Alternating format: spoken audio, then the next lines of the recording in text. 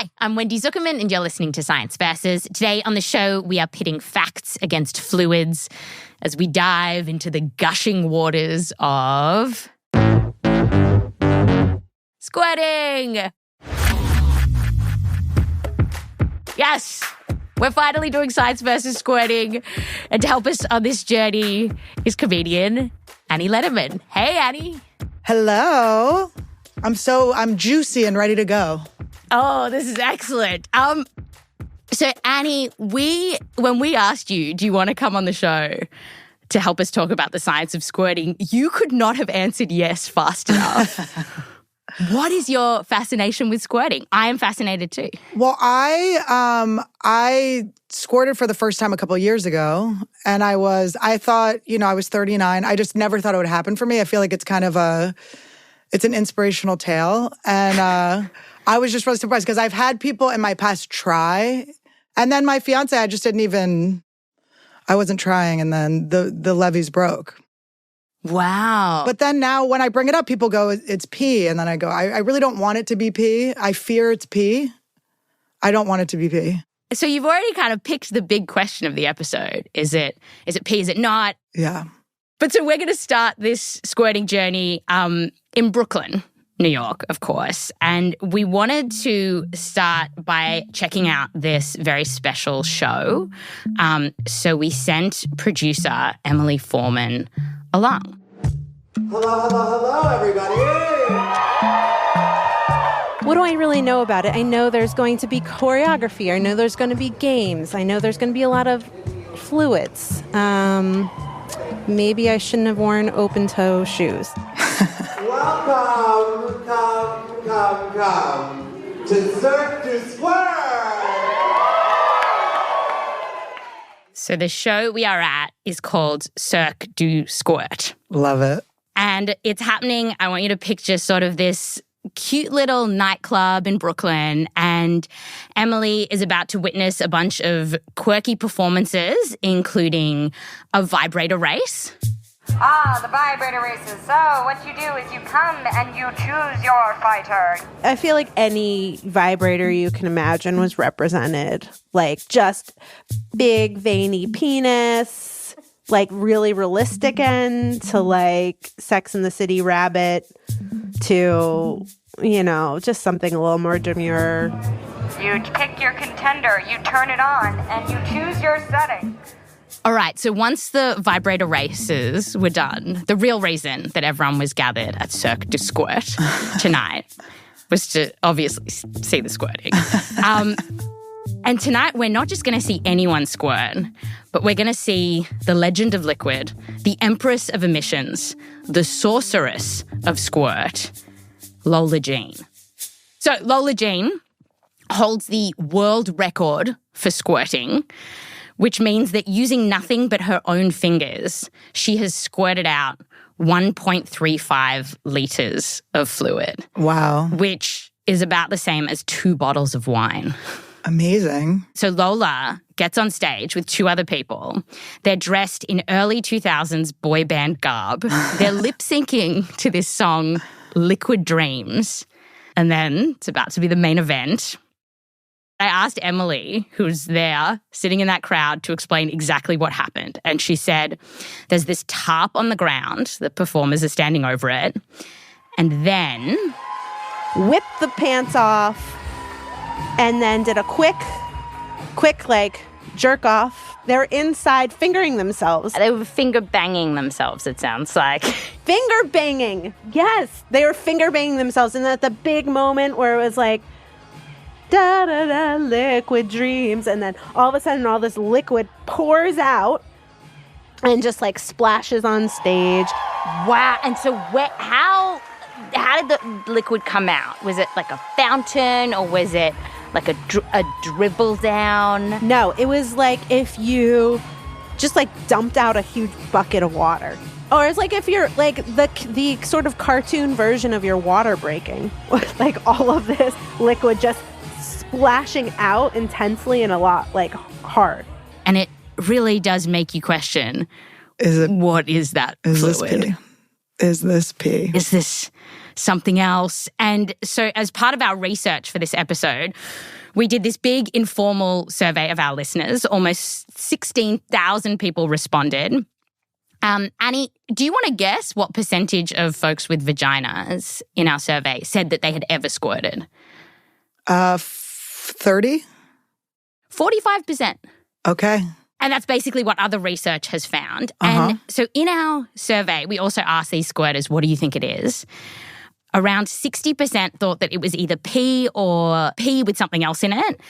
The rest thought it was something else or they just weren't sure. Because there is this idea that it could be ejaculate, like that, if you've got a vagina, you can ejaculate too. That's what I want it to be. I feel like the people that say it's pee are always men too. I don't want them to be right. I feel like they're downplaying our squirt.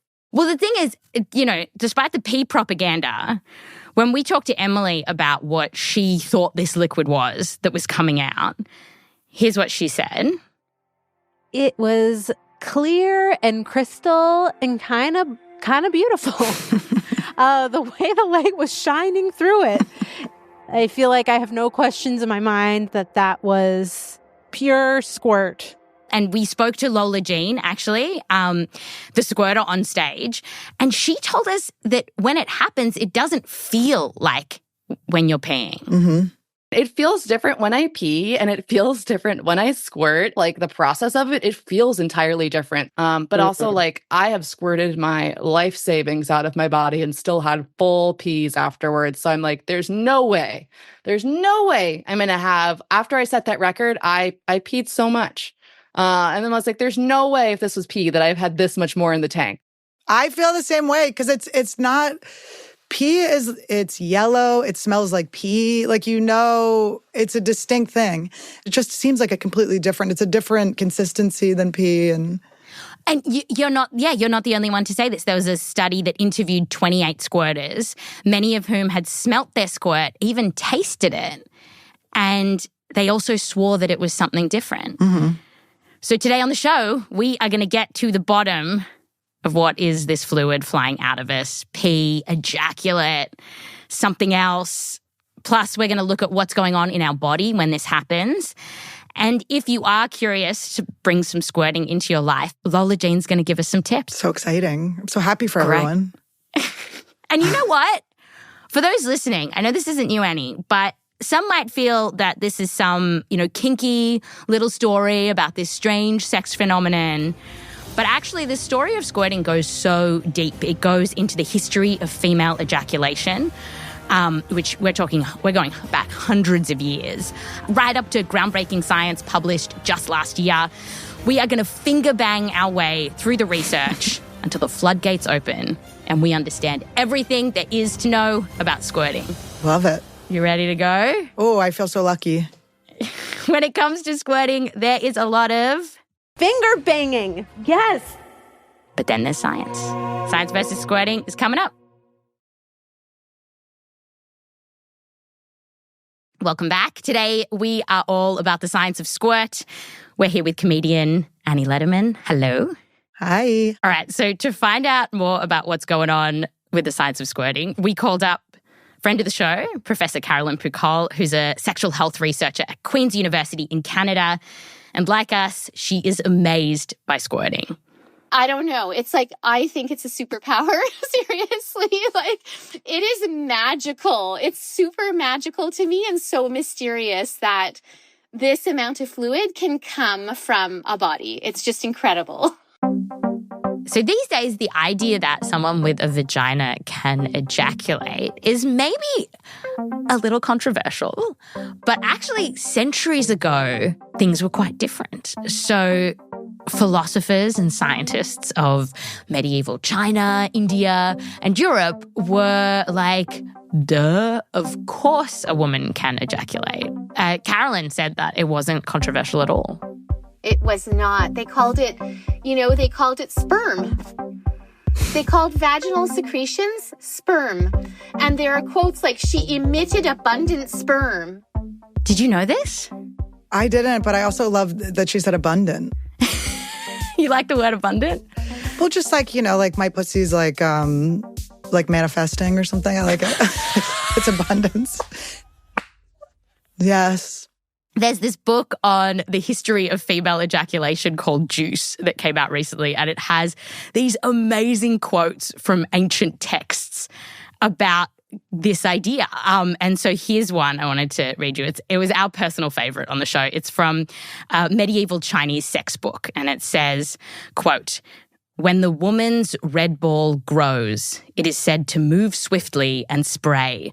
The man then draws her ejaculate into his penis, a method that resembles a golden cicada clinging to a tree and imbibing dew."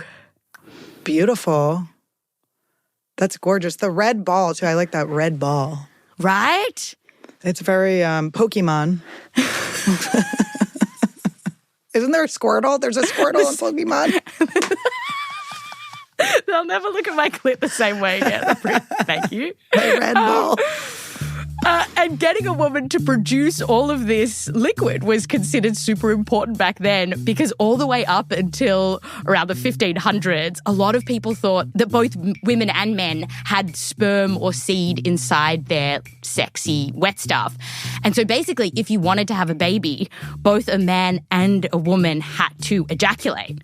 That was the thinking. And so according to Juice, this influential Catholic clergyman basically wrote that should the woman fail to secrete seed, no baby. Wow, I love that. That would have changed a lot of my sex life if guys were trying. So it's amazing. So there's all these history books sort of giving these tips on how to make a woman get super, super wet. But then in the 1600s, the microscope is invented and science basically screws everything up. I mean, the science does what science does. It learns. We discover sperm cells. We discover that women don't need to ejaculate to make a baby. And I talked to Caroline about what happened. So what happened? People just decided that the only people who ejaculated were people with penises. And suddenly there's less and less advice about how to make a vagina resemble a golden cicada.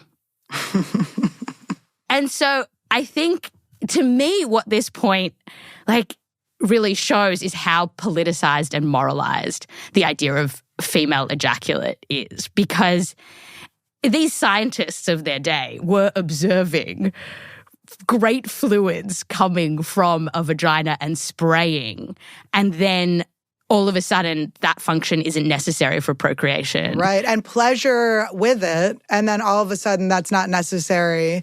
But it is necessary for the guy to have the pleasure and for them to shoot. Exactly. And so then all of a sudden this physiological function that we have gets shoved aside, becomes taboo, we don't talk about it anymore. Mm-hmm. So let's talk about it. Let's really talk about it. And I think even though they do have all these amazing descriptions of seeds and fluids and spraying, what is true is that in these texts, it's really not clear what fluid they are talking about. So the question is so what exactly is moving swiftly and spraying? And so I just wanted to look at all the liquids that could possibly be coming out of us as we get really horny and, do we want to call it ejaculate, whatever, just emit fluids. And the first one I want to look at is vaginal lubrication. You mean like our body's own, our natural Astroglide that we make ourselves? That's right. Because how you make lube, it's actually really, really cool. I hadn't thought about it before. I don't know if you'd spent time. No, I never think about where that comes. I don't know about any of that. Yeah, it's amazing. It's amazing. So to tell us all about it is Dr. Nan Wise, a neuroscientist and sex therapist. So she says that, when we get aroused, you're bringing blood flow into that area, Wendy, right? So blood flow starts to rush down to your vagina, making it slightly warm and swollen. And then some of that blood basically turns into lube. Whoa. Turning water into wine. We're like Jesus. Here's Nan again. So there's a filtration process that takes the plasma from the blood and filters it and filters it and filters it. And then it goes through the walls of the vagina and sweats. Think about sweat. Our vaginas are Jesus. But are they not? That's incredible. I was thinking maybe there's sweat involved in this too. Yeah. It's just going to find out that it's like sweat, diarrhea, and pee. I'm going to be like, oh no. We've come into this being like, oh no, it's getting worse. Ejaculate? Can it just be pee? Yeah, we end up with. Okay, but as cool as lubrication is, I asked Nan. Is anyone saying squirting is lube? No. No. So this cannot be what came out of Lola or you. Mm-hmm. Because, I mean, for one with Lola, she pumped out over 1 liter of this stuff and you just don't produce that much lube. Plus, squirting actually comes out of a different hole. I feel that. I feel that. I feel that it's a different hole. It doesn't feel like it comes out of the same place. So the hole that squirt is coming out of is the urethra, which is the hole that you pee out of. That is the pee hole, yeah. That is the pee hole. Which does take us to suspect number 2 that we've discussed. Is it pee? And so for this, we called up Dr. Samuel Salama. He's a gynecologist working at the American Hospital in Paris. What is the French word for squirting? In French, we used to say femme fontaine. Fontaine, like fountain, like a fountain. Yes, femme fontaine, because the expulsion can be very, very large. It's not a bad name. It can be surprising. So when Samuel was a medical student, a lover of his squirted, and they were both so fascinated and curious by this, they tried to find out what the fluid was, and they asked friends and doctors, but no one could tell them anything that really made sense. We don't know anything about that, so we need to find a credible explanation. So years later, Sam is doing his degree in sexology. He realizes he has access to a clinic where he can get some real answers on this. So, okay. Sam recruits 7 women who were what he calls systematic squirters. Oh, it's going to get good. It's going to get good, Annie. You're going to love where we're going. Okay, so these systematic squirters... They can do that when they wish, at every sexual intercourse. Okay, so Sam gets these women to go to the bathroom and pee. And he takes an ultrasound of their pelvis and, importantly, their bladder. And he's making sure to see that it's empty. And now the next step is to get wet for science. So some of these systematic squirters brought a partner, some came on their own. They just use a beaker. And I want you to picture this classic ultrasound room. So very sterile vibes, white walls. Yeah, so hot. Ooh. And the beaker, because that can't hold enough, so there's actually a big plastic bag on the bed to collect the squirt that comes out. So maybe if you've got like a Grey's Anatomy fantasy, this could be the study for you. Cute. Sam leaves the room, waits outside. Just before, when the woman is ready, when she feels that it's the good time, they ask me to come back. Did they just say like, hi, we're ready? Yes. The man came to me and I think you can come now. So this is just as the women are super aroused, like ready to squirt, but they haven't yet. And then Sam takes a second ultrasound of their bladder. He's out the door again. To see what's cooking in there. What's cooking, exactly. Then the femmes do their fountain. And when it's all done, Sam comes back in and it's wet everywhere. Everywhere. There is fluid inside the bag. There is fluid around the bag and all over the floor. He does a third ultrasound after the squirting's done. So, Addie, if you're counting along here, we've got 3 images of the bladder before, at peak of arousal, and then after. Okay, are we up to the moment? You want the result? Yeah. Okay, so first ultrasound, just after they had a big whiz, their bladders were empty, no surprises there. Mm-hmm. But then, before we get to the post-bladder, something very interesting is happening at the peak of arousal. After 30 minutes to 1 hour of sexual stimulation, when they call me back and I do the second ultrasound, the bladder is full. What? But no water's gone in. It's weird, right? Yeah. I'm 'cause starting these to think about if I'm stranded on an island, I'm good. If there's no water, if I'm somewhere, I feel like I'm going to be able to rehydrate. I feel like, honestly, I could have saved the Palisades. I honestly am starting to feel bad. They said there's no water. I go, I actually have water, guys. I actually have some.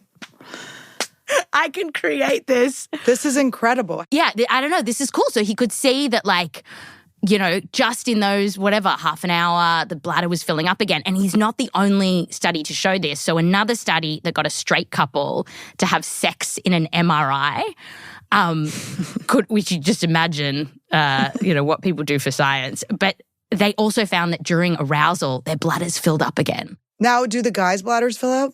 Yeah, both. Both. In that study. Okay.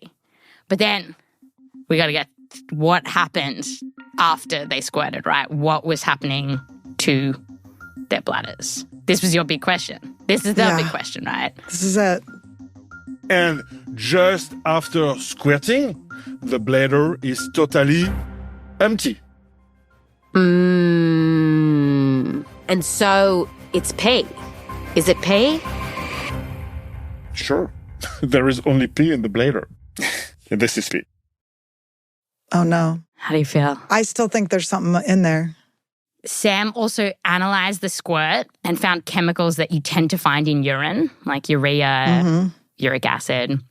Another study of 7 women also found these particular pee chemicals inside squirt, but at quite low quantities, kind of like diluted. We have a photo in Sam's study of all the different liquids that came out. Do you want to see it? Yes. So the darkest one was before squirt. Okay. And then that one that says S, that is squirt. That was squirt in this study. Yeah, that's way more yellow than I thought it was going to be. In my head, it's just clear. It's like... Yeah, it's not... I just can't just be pee.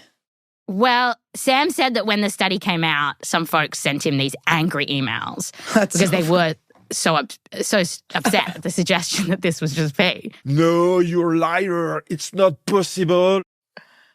But, we do want more research, right? So I want to tell you about one more study in this is related to this. We talked to a urologist from Japan called Dr. Miyabi Inoue, who got 5 women who squirted, and using a catheter, she emptied their bladders, and then she inserted this blue liquid into it, and she asked the women to squirt. And the whole point is that if what came out was blue, she knew it was coming from the bladder. And Annie, she actually took a video of the experiment. And I have not watched this video yet because I wanted us to watch it together. I'm so excited. Okay. I think from the reactions of my team, it's a bit full on. So I think this is going to be a real bonding moment for us now. I'm very excited. We're bound. Okay. We could be, instead of blood sisters, we'll be squirt sisters. It will be squirt sisters. I think we will be squirt sisters. Okay, Kenny, you wanna whip up the video? Yep, I got you. Hope y'all are ready. All right, thanks. I'm excited. Hope y'all are ready. This has been we've been spending months making this episode and I've yet to see this video.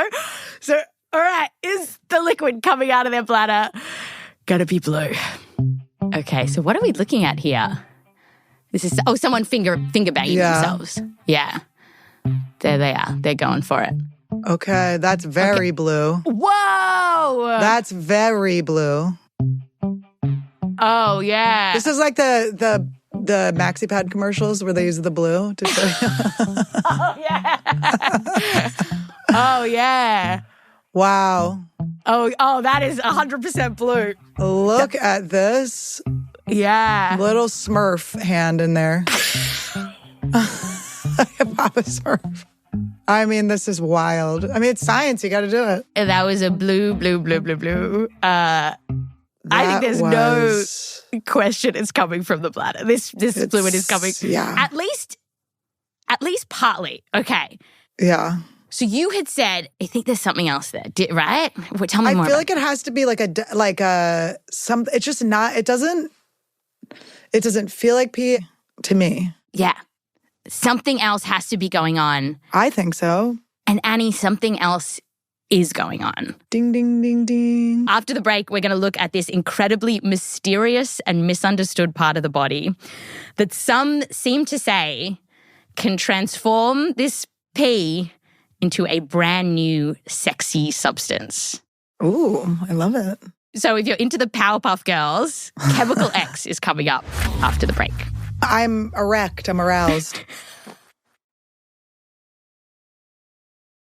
Welcome back. Today on the show, Squirting. We're here with comedian and squirting stan, Annie Letterman. We just learned that a lot of squirt lives in the bladder before it ends up on your bed, making it suspiciously seem like pee. Yes. But online and in this studio, you have heard folks say, no, it is not pee. And the truth is that sometimes it's not just pee. There is this curious chemical found in squirt that comes from an even curiouser part of the body. And to tell us all about it, I called up Professor Helen O'Connell. Is that you, Wendy? Is that you, Helen? Helen and I kind of go way back. She's this pioneer when it comes to anatomy. So Helen was one of the first modern scientists to fully describe the clitoris. You know how now, I hope, everyone knows that the clitoris is way bigger than that little knob you see. Yeah. She's the reason we know that. The red ball. The red ball. It's That's bigger right. than the red ball. Bigger than the red ball. And now Helen and a handful of other researchers are doing it all again, describing these amazing anatomical features. And this time their target is the so-called female prostate, which one headline called the mystical source of female ejaculation. I'm so excited. I have brothers, and I always was like the girl that was like, can I join the frat? Like, I was like, why can't I do the boy things? And look at me now, baby. Look at me now and my prostate. Did you know we had a prostate? I didn't, but I'm happy to hear it. Yeah. Well, I mean, the fact that we don't know, I asked Helen about this. Why is there so much mystique around the female prostate? Why in 2025 is your team, are we still publishing basic anatomy about the female body? Well, you know, we were looking at the State Library in Victoria, and beautiful diagrams in these historical books have had their vulval pages ripped out, you know, and then replaced and ripped out again. There is this sort of physically ripped out somewhere along the line. Well, someone has attacked these books and removed the very depiction of the vulva. And so there's a sort of societal force that's a bit wacky, frankly. Isn't that shocking? It's not shocking. It's annoying, though. It's annoying. Yeah. So to put some pages back into these anatomy textbooks, let's talk about this, what this gland does. It basically secretes these proteins that the male prostate does as well. And these proteins have sexy names like prostate-specific antigen, also called PSA, or PSAP is another one. And basically, these proteins will come out of the urethra in this very curious fluid. I actually wonder whether fluid's the right word. They secrete secretions. So they're, viscous. So it's moist, right? But it's not watery. Like snot or like semen? Probably of a slippery, lush character, yeah? More like saliva. Ah, okay. Other researchers have described it to us like that it's thick and milky. And if you've got a penis, your prostate will be pumping out these proteins that will end up in your semen, which is why some people have said that if squirt has these proteins in it, then it's basically a kind of cum, right? Mm-hmm. I mean, it has to be. It has to be. And when it has to be. And when Samuel, our French scientist, and others have analysed the chemicals in squirt, they often do find these prostate proteins in them, telling us that this female prostate does play some role. Where is the female prostate? It's like near the G-spot or what? This is a great question, and actually one that scientists have still been arguing about because these pages have been ripped out of our anatomy textbooks. I am so mad about that. Yes, and so I would rather it be you go, you see the anatomy books, and they're actually waterlogged from women squirting so much on them. I would rather them be sealed shut, like my mom's 50 Shades of Grey that was near her bathtub. Exactly. And the thing is that, like, where this gland that is like a basic anatomy question. How are we still talking about it? Yeah, it would be so very helpful to know that. Yes, it's super important, and it also can help us answer this question of how much this kind of cummy, whatever, salivary, thick, milky stuff we're making, because generally speaking, how big a gland is also helps us know how much of this stuff it's producing. And so over and over again in textbooks, you see this description of the female prostate gland saying that it's basically two tiny tubes that sit on either side of the bottom of your urethra. So close to where pee comes out. But actually, Helen did this study that kind of turns this on its head in this really exciting way.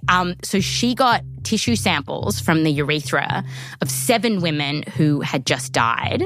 Was uber fresh, so these incredible women donated their bodies to science. So we had this fabulous tissue. And Helen's team sliced up the urethras crossways, kind of like how you would a baguette, I guess, like really thinly sliced. Oh. And then she looked at these little slices under a microscope. And even though what has been in a bunch of textbooks, you look online, you'll always see, the prostate described as just these 2 little tubes down the bottom. Actually, she could see this kind of constellation of glands all the way through our urethra. Wow. Which is so cool. And so she said, they're not just off to the side. They are in the urethra. They're not beside the urethra. They're not in the vicinity of the urethra. They are actually in the structure of this tube. Wow. And Helen's not the first to uncover this. Other researchers have too. It's just no one's updated Wikipedia yet. Listen, when I die, I am donating my body to this study. I'm donating my vag. Take it.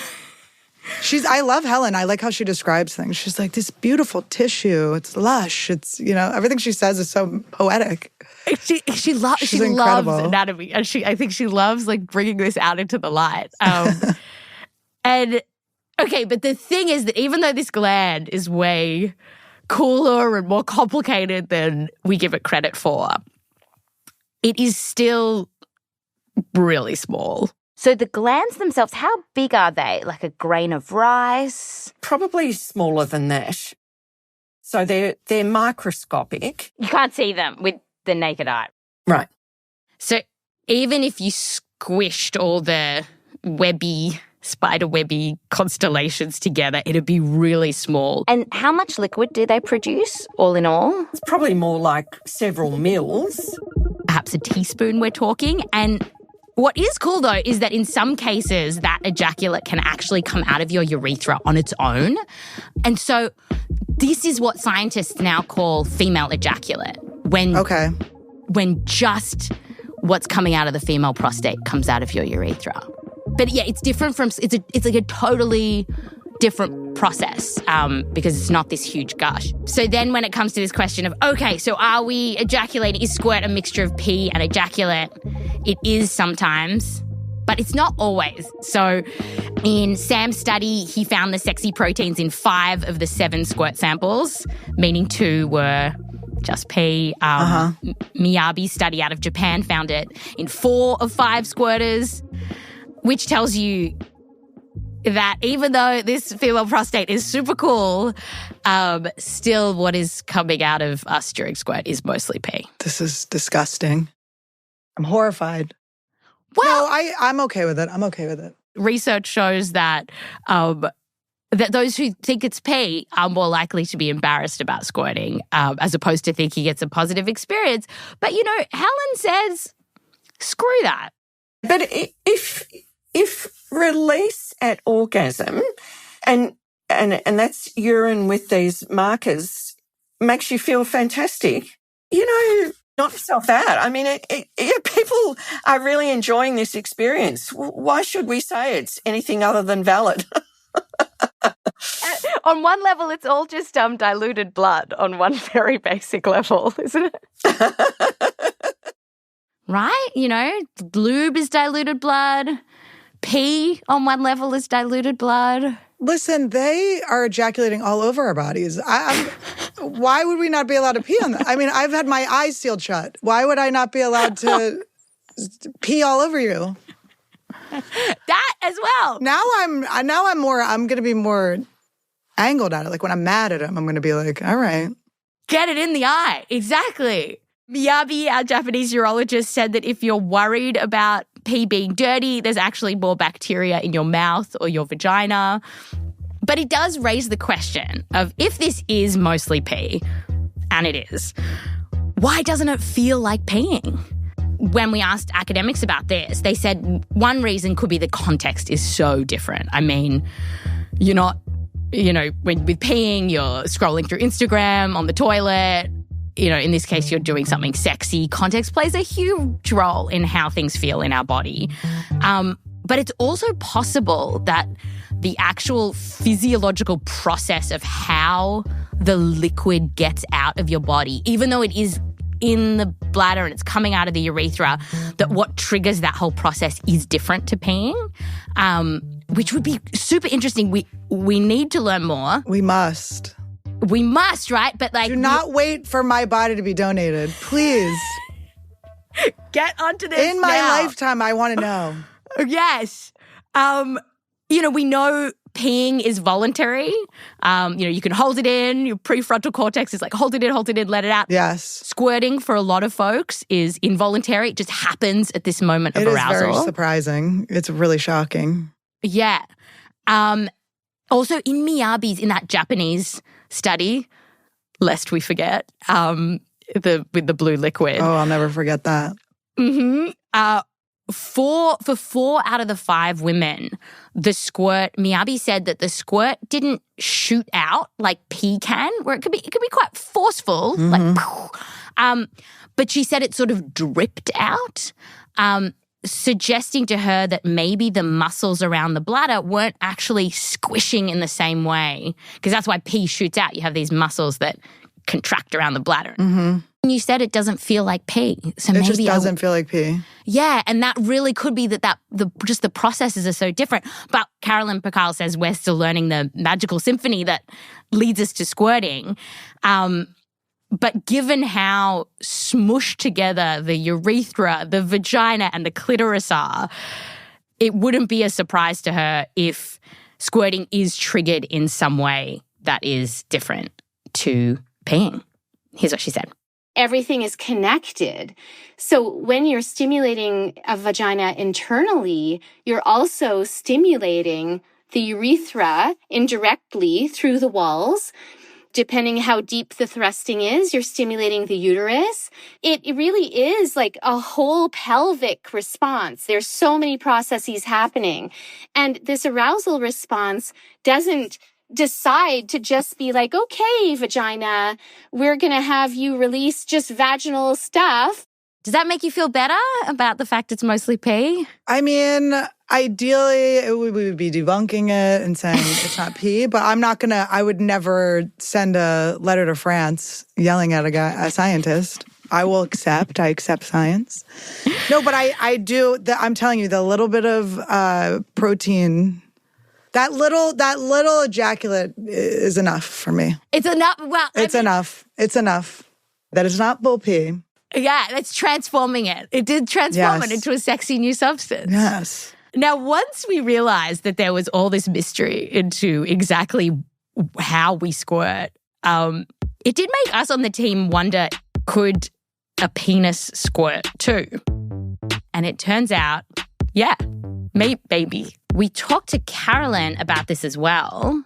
I think this may also happen in people with penises as well. So usually when a penis is ejaculating, a person cannot pee, right? There's a mechanism. The door shuts. Yeah, the door shuts when the penis is ejaculating because we don't want pee. Where one door closes, another door opens sort of situation. Yes, exactly. But sometimes that mechanism is going to not work perfectly. So there was this case study out of Japan where scientists carefully tracked this 25-year-old man as he ejaculated normally. And then after he ejaculated, then this translucent, misty fluid with levels of a chemical that you would generally find in urine came out of his willy for about a minute. They said it gushed out. And he was erect the whole time. And so in this survey we did of our listeners, we actually asked folks with penises, have you ever squirted during sexual activity? Which we explicitly said, we are not talking about cum, lubrication, ejaculation, seminal fluid. Do you want to guess how many said yes? Oh, let's give him 70. I'm going to give him over 50%. No, it was 7%. Okay, it was a little bit. Okay, I just added a 0 for fun. It was 7% said yes. And we asked some urologists about this, and they were very surprised, maybe even skeptical that the number could be that high. But I'm pretty sure ours is the only survey in the world in science that has ever asked folks with penises, have you squirted? So, because there's just been this assumption, oh, this is just something just vaginas do. Yeah. So we're really in uncharted territory here. Wow, this is exciting. Right. But we've got it. We can't start focusing on the boy. We got to finish with the girls first. We got to finish with the girls. We got to finish finding out about the women. We can't just jump ship. All of a sudden, there's going to be all these grants and money given to find out if guys squirt. We're going to be like, what? We are trying to figure out the protein, the constellation. That's exactly right. We're going to find out. They're going to tear our pages out. They're going to... Exactly. Oh, gosh. Okay, so yes, we're going to go back to people with vaginas for our final question for today, which is, if you want to squirt, how can you do it? Lola Jean told us that she hears a lot of people, and you'll see a lot of this online, is folks saying that, you know, the key to squirting is hitting your so-called G-spot, which is really the back of your clitoris. Did a whole episode on it. But to get this area, you put your index finger and middle finger inside your vagina and kind of curl them towards your belly button. But for Lola Jean, she said hitting the G-spot is not the be-all and end-all. She told us that, you know, for her, she squirts anytime she hits a certain level of arousal. But the, G-spot flicky bullshit doesn't actually really feel like, I guess I squirt, but it really doesn't feel that good. Because I think people are hammering at the G-spot like there's no tomorrow. And I'm just trying to get them to chill out. A paper interviewed more than 1,000 women who had squirted and found that to build up to that squirting climax, going for the vaginal wall, aka the finger bagging technique, it only did it for around 1 in 6 women. So it might work for some, but definitely not all. For others, clitoral stimulation was the thing that got them going. Annie, do you have any tips personally? Oh, I have some advice. You gotta get a clit sucker. You gotta get a clit sucker vibrator. And then I think it's... what is a clit sucker vibrator? A clit sucker is like it's a vibrator, and it's a suction that you put right over your clit. And then while they're penetrating you, you have like the double, but it's very strong. It's very amazing. Wow. And that'll make you squirt every time? Yeah, yes. Clit sucker. Okay, hot tip from Annie. Tell your friends. And then to release the squirt, in this study, the thing that worked for some people was just relaxing their muscles. Lola Jean told us this works for her as well, and she talked to our producer, Akedi Foster Keys, about it. I call it the splish splash sound, but it's when you're really engorged. And I was like, if you hear the splish splash sound, I'm telling you right now, you can squirt. You just have to figure out how to get it out of your body, which for a lot of femmes, it's they're just controlled to keep things in. Don't fart or queef or whatever. What is the splish splash sound? How is that different than regular, good old mac and cheese sounding sex? I think it's a little more schlossy. Okay. When you hear it, you know. When you know, you a little know. sloshy. Annie, have you heard the splish splash sound? I haven't, but I will soon. You're going to listen out for it? Now I'm going to listen, yeah. No, but it's definitely like a relaxing, because I do think I have that too, where it's like you want to like hold in things. When I don't know if all women feel that, but for me, what she said made sense, where it's like, yeah, you don't want to queef, you don't want to do this, you don't want to do that. So you're always like trying to not exist, I guess. Yeah. But to me, it's like I have to be emotionally open, and I have to be, because I can hold back and not do it. Interesting. And then does it make it less pleasurable generally if you're holding back? Yeah, for sure. Yeah. It's not clear that everyone is going to experience the splish splashy sound. Not maybe it's different for different squirters, but also we don't know that everyone can squirt. Just putting that out there. I just want to say, guys, I really never thought I would.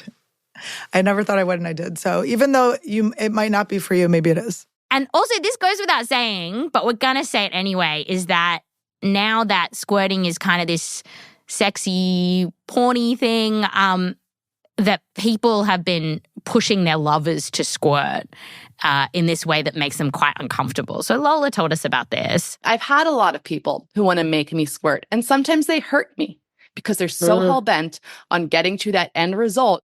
Mm-hmm. This does feel like a PSA at the end of our episode, PSA, at the end, but there's no need to be hell-bent on any result when it comes to sex. Uh-huh. Plus, our survey and other research shows that while a lot of people do get pleasure from squirting and feel this like fabulous release, like you've talked about, Annie, some people don't like it. So in one study, around 1 in 7 said that when they squirted, it wasn't pleasurable at all. And we don't know why, but sort of the point is, and Lola really stamped on this, is like, if it happens for you and it feels great, that is awesome. Yeah, I feel like don't get hell-bent on this. It's not as great as you're probably building it up to be. So chase the pleasure. Don't chase the squirt. So what do you think of squirting now that you know all there is to know and more about squirting? Look, I'm a loud, proud squirter, but I think the thing that is interesting is the torn out pages of that book is what I'm thinking about the most, where it's just this, I think when there's just been a history of sort of just sweeping women's pleasure under the rug, or not just, redirecting away from it and stuff. And I think that's why I think I would just say, like, do it for yourself. And, it's fun. It's like a fun thing and makes you feel like powerful. Yeah, I feel powerful. Sure. Yeah. And yeah, I'm okay with it being a little pee. I know that was very blue. It was very blue. I want to thank them for not using red, because that would have been scary. Would have been very Thank God scary. it's not period. Can you imagine? I already have too much trouble leaving a trail of that all around town. Oh my God, if we came into the studio and told you. And we just found out it was period, I would be so mad. Oh God. But that's what's exciting. I'm just excited. I think the lesson I learned from learning how to squirt was just like, it is just a comfort and a release, and just letting myself go, which is not always so easy. Yeah. Thank you so much, Annie. Well, I have to pee so bad, which is so funny. The whole time I'm like, is this psychosomatic, or do I really have to pee? I stand up, I'm just soaking wet. And it'd be fine. And it's all fine. I think I'm ready to surrender. I'm ready to surrender my argument. All right. It's okay. I'm not mad. I'm okay with it. And I will go forth. I will tell squirt jokes with integrity, scientific integrity from now on. Thank you so much, Annie. We will now let you go. Thank you so much for having me. This was so knowledgeable and cute and fun. Thank you.